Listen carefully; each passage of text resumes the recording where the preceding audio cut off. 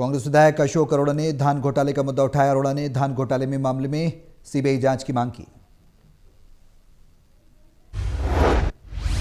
ये है कि ये बार बार ये कहते हैं कि कांग्रेस के राज में ये हुआ, पहले तो उन सारा की जांच दे दो और फिर इसकी भी जांच सीबीआई ने दे दो। दो ठीक है, बार बार आज ही सारा क्लेश काट दो।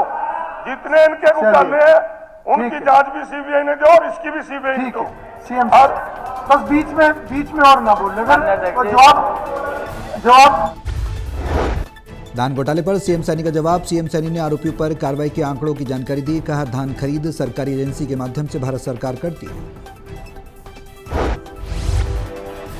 धान की खरीद ये सरकारी एजेंसी के माध्यम से भारत सरकार निर्धारित करती है। भारत सरकार इसको खरीदती है, उन्हीं के दिशा निर्देश के अनुसार हम इसको खरीदते हैं। इस प्रक्रिया की निगरानी बहुत। धान घोटाले मामले में कांग्रेस का सरकार पर वार। विपक्ष ने सरकार पर लगाया मिलीभगत का आरोप। धान खरीद मामले में सीएम सैनी ने दिया जवाब। कहा, 75 अधिकारियों और कर्मचारियों को चार्जशीट किया। 6 करोड़ 36 लाख रुपए जुर्माना वसूला।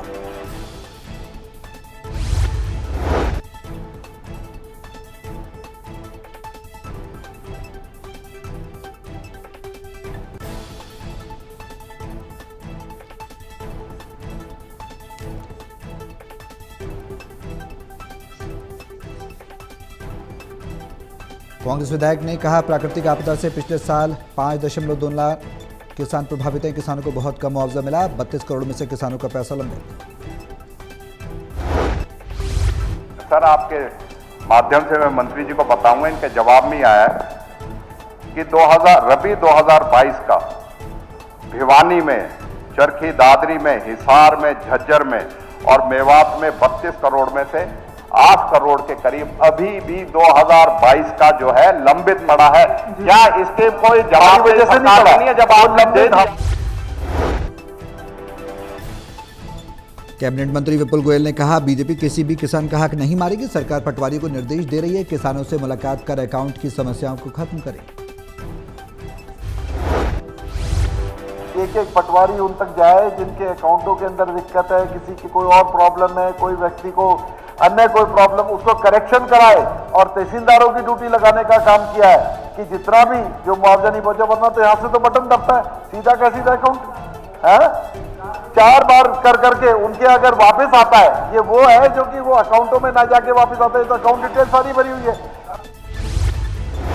सीएम ने कहा, मामला संज्ञान में है। 3 से 4 बार पैसा भेजा गया, लेकिन तकनीकी खराबी के कारण वापस आ जाता है।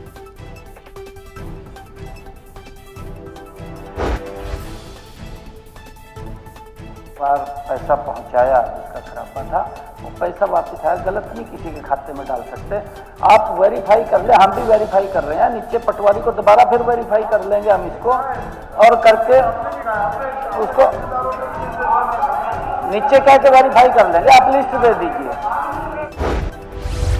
भारतीय किसान यूनियन चड़ोनी द्वारा ट्रेड डील के विरोध में सड़कों पर उतरकर ट्रंप का पुतला भी फूंककर जोरदार प्रदर्शन किया गया। कहा, अमेरिका कम दामों पर हिंदुस्तान को माल बेचेगा, जिससे किसानों को काफी नुकसान होगा।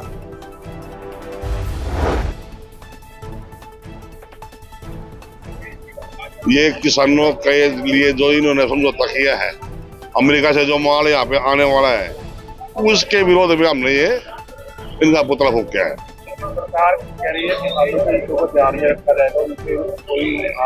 नहीं सर, ऐसा कुछ नहीं है।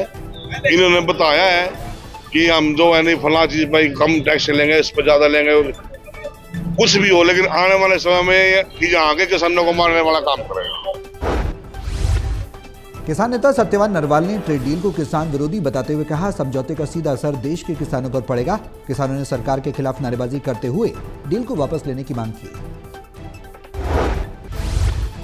क्या अनाज हिंदुस्तान का खाना, हिंदुस्तान के लोगों ने, या अमेरिका का खाना है? अमेरिका ये बताएगा तेल कहां से आएगा। यानी सरेंडर कर दिया। इसके विरोध में आज पूरे देश में पुतले फूके गए हैं। हमारी मुख्य मांगे हैं, किसान का कर्जा माफ होना चाहिए।